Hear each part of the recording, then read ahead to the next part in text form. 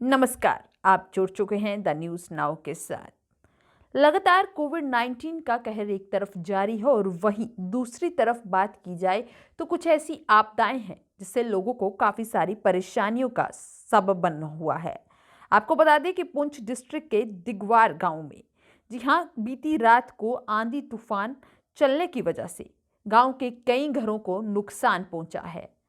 अब ये लोग जो हैं अब बिना छत के घरों में रहने को मजबूर हो चुके हैं और उन्होंने गुहार लगाई है प्रशासन से।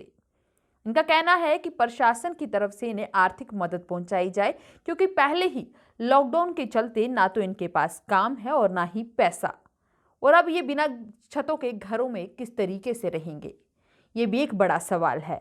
अब देखना ये होगा कि प्रशासन की तरफ से इनकी गुहार पर क्या कदम उठाए जाते हैं। तब तक के लिए आप बने रहें द न्यूज़ नाउ के साथ बाकी अपडेट्स के लिए।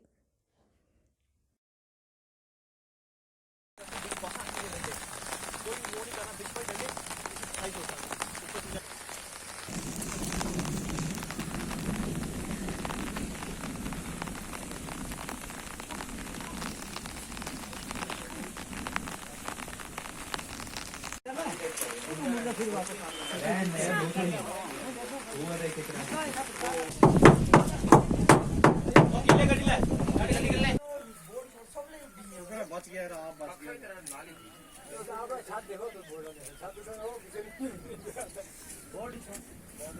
चुकी लो जी अंदर अंदर सनी अंदर